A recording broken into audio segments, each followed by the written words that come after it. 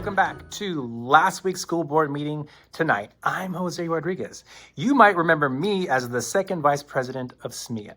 And in this video, we are going to take a look at some of the highlights from the August 12th, 2026 school board meeting.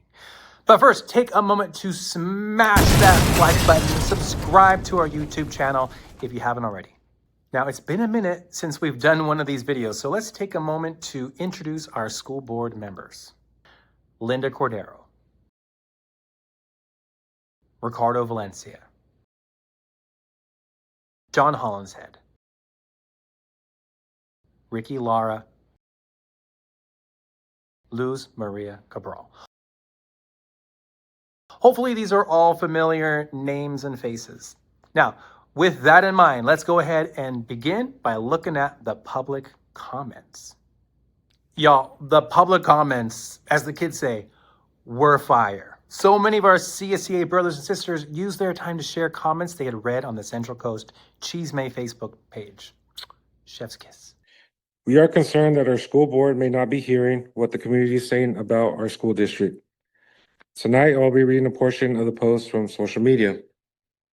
This is your community, and they deserve to be listened to. Let's take a moment and listen. The food service department appears to be experiencing many of the same issues.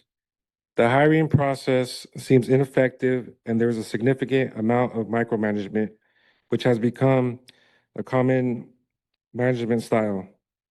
It is also concerning to see over $300,000 spent on ovens that have remained in the warehouse for over a year because of the wrong equipment was ordered. Despite such costly mistakes, raises continue to be awarded while there is a perception that leadership is not consistently present or available during regular work hours. Before I forget, we have a night custodian supervisor who doesn't work at night. That's why poop art stays on bathroom walls for weeks. Poop art? Yikes. But there were also some comments about how staff are retiring early or resigning early. We have had several employees resign or retire because they can't stand working here. These were quality employees that we lost. Unfortunately, we have a board that couldn't care less.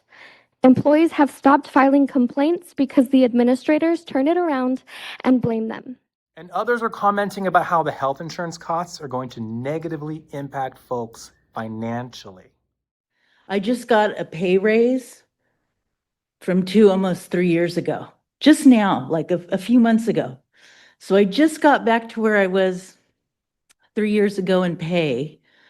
And now I'm being told my insurance is going up $250. So you're asking me to choose between rent and healthcare. I will not be able to get healthcare if it goes up that much. I literally won't. And the fact that you put in that $5,000 no pay a month means I can't get help with the public assistance healthcare that our state provides. So you've eliminated that option for me. I've worked for the district. I'm going on my 12th year. And I want you to know I love my job. I work with special needs kids and medically fragile children and students.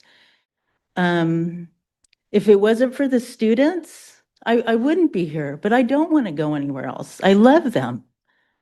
Would you be able to survive off of $1,600 a month? Because that is the terrifying reality of most of your classified staff for this upcoming year. Let me introduce you to Ashley. Ashley is a community liaison who has worked for this district for over 7 years. Her net worth is $3,018.72. And she gets $67.29 for her longevity, which brings her total gross to $3,000.86. After the deductions, summer savings, federal tax, state tax, Medicare, retirement, and the insurance of $699, her take home will be $1,659 for the entire month. Let's look at the math of your equal system. When out-of-pocket premiums skyrocket to $699, That deduction means absolutely nothing to an executive who's making over $20,000 in gross a month. But to classified staff, $699 is almost half of their entire monthly survival budget. How is that? How is it fair that a support worker has to spend an amount equal to 50% of their take-home pay just to have health insurance for themselves and their family? We are calling the board to action. Direct the district to make permanent their proposed temporary cap raise. We have the funds for it. Don't squeeze our staff more than they can endure. We have dedicated professionals who are folding under the weight of the current cost of living and insurance. Do better. Support our employees. It looks like the district is desperately trying to make working there unaffordable so that they can expand contracting out our students' services. As a grandparent and taxpayer of 2 students who attend school at SMBSD, I find this unacceptable. The board should be ashamed of itself for allowing this to happen. And both the SMEEA and CSEA presidents spoke to the issue of health insurance costs. And Melissa even gave us a little inside peek at what the district has been offering behind closed doors. Long-term solutions make stability, makes happy kids, and higher test scores. So the rising cost of our healthcare plans, we need to meet the basic needs of these educators, not all of us educators, everyone, educators and support staff. They're face-to-face with students every day, or they're supporting students in some way. If they're clipping grass or fixing a sprinkler or changing light bulbs, or today they're putting in new projectors. I'm talking, these people were like on call. I was over at 2 sites.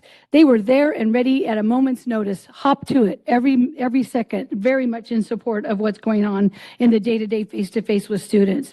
So these hardworking support staff and educators deserve a long-term solution to healthcare, the rising costs. I wanted to take a moment to acknowledge the district for coming to CSEA with a potential temporary solution to the unaffordable increase in our health insurance premiums that our members are facing. While there is still work to do, I appreciate the district acknowledging our concerns and their willingness to come to the table and work with us towards some immediate relief for our members. I also want to thank our SMEEA brothers and sisters for standing with CSEA throughout this process. I have truly appreciated the opportunity for our 2 associations to collaborate on this potential temporary solution and to advocate together for the employees that we represent.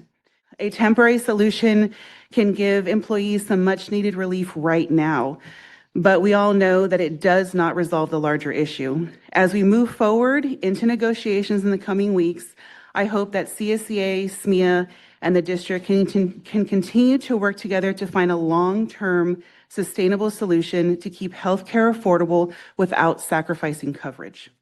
And several speakers expressed a sentiment that most of us feel. We're not being heard. Public input no longer matters.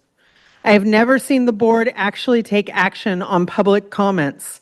Their mind is already decided and just listen because they have to. This sentiment, this is my words, has been expressed time and time again in one-on-one conversations with coworkers, on social media, and in meetings. The complaint is managers aren't listening and board members are not fulfilling their responsibilities of oversighting them. Our employees are frustrated, our community sees what's going on, and students are ultimately suffering. One speaker went as far as to suggest they wouldn't vote for one of the school board members running for county supervisor. One of the board members claims to be a champion for the people and is running for county supervisor, has failed miserably in standing up for the employees. He will not get my vote. Later in the evening, Ricardo Valencia responded indirectly to those concerns. I do appreciate hearing from our staff about, just how even $100 a month, can be the difference, right, between paying the bills and not paying the bills. That is a challenge that I've experienced personally, so that is not a concern that I take lightly. And so know that I see you, I hear you. I've lived through these challenges personally. I know what food insecurity feels like. I know what housing insecurity feels like. I myself, as a high school student, remember forgoing healthcare because I was concerned that my parents could not afford it. But the sentiment stands. We're not being heard. They're just checking off a box. The rest of the board members definitely could care less about the staff. I have noticed that when staff speaks at board meetings, they don't listen. They play on their phones or computers. Remove their computers from their desks so they have to focus on the comments. And of course, this brought to mind, at least for me, the school board meeting when the presenters used the sign-in sheet to claim that the people in attendance provided consultation. This has been a very collaborative and interactive process as we continue to refine the details of this transition. So I want to make sure to thank the folks who are on the allocation committee. You can see their names and their roles there. I'm guessing you probably have had the same experience of going to a meeting and then being told the decision has already been made. They're just informing you. That's not consultation. And it makes people like me not want to attend meetings if they think their attendance will be weaponized against them to suggest that they were part of the decision-making process when they weren't. And I think this speaker made an important point about the district's budget. We're not getting our money's worth. I will be asking for a copy of the district budget and a copy of the actuals. I bet we, the people, can find where the money is hidden that could be used for the students and staff. I don't believe there's no money in a $250 million budget to cover the insurance cost, at least for the lowest paid employees, so they can live, if not all employees. Maiju later in the evening read from the district's mission or vision statement. Every child in Santa Bonita deserves access to rigorous, empowering, accelerated, and learning experiences so that we can ensure every student flourishes. I'm going to get my little clicker here first. Sorry about that. Flourishes by discovering their passion and purpose, exercising self-determination, developing the skills to reach their maximum potential. I'm sorry, but don't tell me what you value. Show me your budget and I will tell you what you value. At the end of the board meeting, Linda Cordero shared that people don't come to her to share their concerns. And, to have people or the word out there that nobody ever listens or takes any action or pays attention is, in my opinion, simply not true. I will speak for myself personally. I get out to schools. I'm available for teachers on quite a regular basis. And I very seldom have people approach me to make complaints about things that are going on. So please take this as an invitation to inform her of our concerns regarding the health insurance increase or how staff are being treated, because apparently no one is sharing that information with her. Finally, the beginning of the year kickoff event held at Allen Hancock College was discussed. Linda Cordero shared that it was a wonderful event. It was wonderful yesterday at the welcome back at Hancock.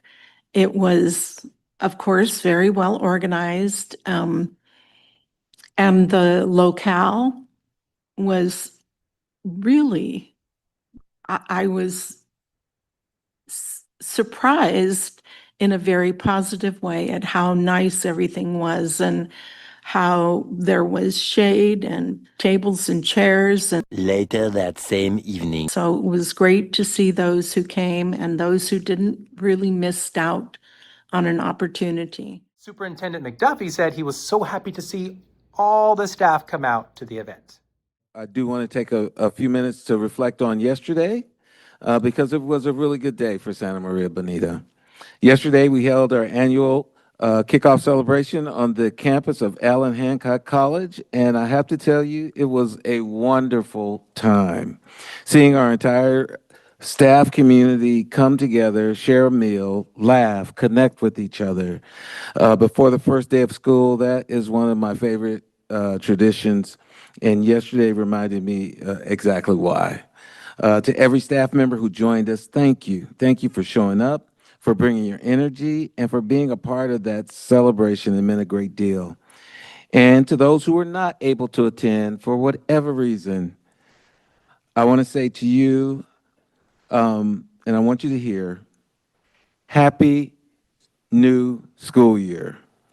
Every sentiment I shared yesterday with our teachers and our classified staff and our administrators there, I mean it just as much for everyone else.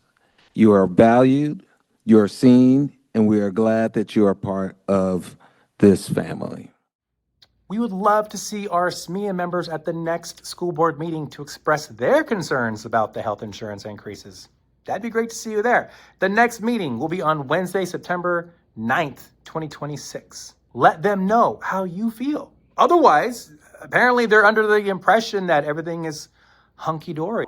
But it's hard for me to sit there and pretend like everything's great and hunky-dory when it's not. Who is hunky-dory?